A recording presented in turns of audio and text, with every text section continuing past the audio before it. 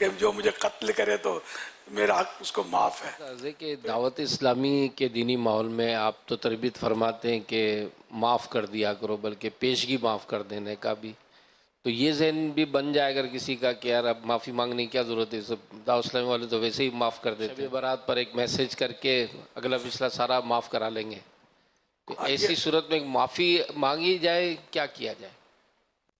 مجھے آپ نے ماضی میں پوچھا تھا، شہید مسجد میں بیٹھا ہوا تھا، میرا وصیت نامہ تو چھپ گیا تھا کہ جو مجھے قتل کرے تو میرا حق اس کو معاف ہے. شیوٹ تھا کیا، شہید مسجد میں نماز پڑھا کر میں بیٹھا تھا، تو آ کے میرے پاس بیٹھ گیا، اور آپ نے یہ وصیت کی ہے، لکھا ہے. مجھے کہا ہاں، کیا ارادہ ہے آپ کا؟ آپ نے معاف کر دیا اپنے قاتل کو. تو میں نے یہی پوچھا تھا اس کو چھوٹتے، آپ کا کیا ارادہ ہے؟ اگر کوئی چاٹا مارے بولے دوسرا مارے تو اس کا ہاتھ نہیں اٹھے گا. خدا جانے وہ کیوں پوچھ رہا تھا، میں جانتا نہیں تھا اس کو، نہ اس سے پہلے کبھی دیکھا تھا نہ اس کے بعد کبھی دیکھا. چلا گیا، لیکن وہ رسک فیکٹر تو تھا، اگر یہ کچھ نکال لیتا میرے پاس نہ بندہ تھا نہ کوئی چیز تھی. تو الحمدللہ مطلب میں آپ کے ساتھ بیٹھا ہوا ہوں.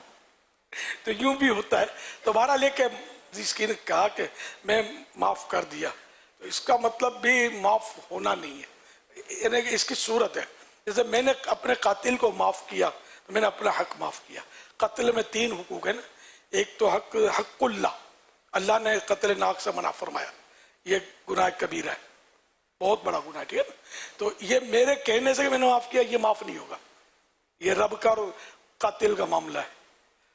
اور حدیث پاک میں ہے کہ کسی مسلمان کے ایک قتل ناحق میں سارے زمین و آسمان والے بھی مل گئے، سب کو اللہ پاک اونچے منہ جہنم میں جھونک دے گا. یہ باقی ہے بھی، حق اللہ باقی ہے. اچھا، دوسرا حق کے وارث، ورثہ کا حق، یہ باقی ہے. اب ورثہ کو تو میں نے اپیل کر دی کہ معاف کر دے. حق اللہ تو میں معاف کروا نہیں سکتا نا، تو وہ تو باقی رہے گا. یہ ایک سمجھانے کے لیے. تو اسی طرح اگر کسی نے معاف بھی کر دیا تو بھی جو اس نے ناحق مارنا ہے تو اللہ نے تو اجازت نہیں دی رہا، مجھے بھی اجازت نہیں دی کہ میری انگلیاں بولے میری انگلی ہے میں کاٹتا ہوں. لو، یہ تھوڑی اجازت ہے کہ ناحق اپنی انگلی بندہ خود کاٹ لے. ہم اپنے جسم کے، اپنے مال کے ایک حد تک مطلب ہم مختار نے با اختیار ہے، ہر صورت میں نہیں ہے. میرے پاس 1000 کا نوٹ ہے، میرا ہے نا، یہ لو اور بولو، ہے میرے ایسا کوئی سخی؟ تو میں سخی نہیں، میں بیوقوف قرار پاؤں گا، رب ناراض ہوگا اس کہ مال کو اپنے ہاتھوں ضائع کرنا یہ حرام. یہ جہالت ہے کہ اپنی چیز بندہ میری چیز ہے تو جیسے چاہو ضائع کر دو، جو چاہو کرو. نہیں، ہم لوگ بندہ ہم پابند ہیں، شریعت کے احکامات کے پابند ہیں. ہم ہیں مکلف وہی پابند. جہاں تک شریعت نے اجازت دی وہاں تک ہم تصرف کر سکتے ہیں، اپنے اختیار کو یوز کر سکتے ہیں، اس سے آگے نہیں. مال اور جسم کے اعضاء کے مالک نہیں ہیں، ہم امین ہیں، ہمارے پاس یہ امانت ہے. تبھی تو قیامت میں مواخذہ ہوگا کہ تم نے اس کا غلط استعمال کیوں کیا، اپنی زبان کا غلط استعمال کیوں کیا. تو یوں مطلب یہ کہ جس نے معاف کر بھی دیا، اس کا مطلب یہ نہیں کہ اس کو یہ ایذا پہنچائے، کہ اللہ نے بھی تو منع فرمایا نا ایذا پہنچانا.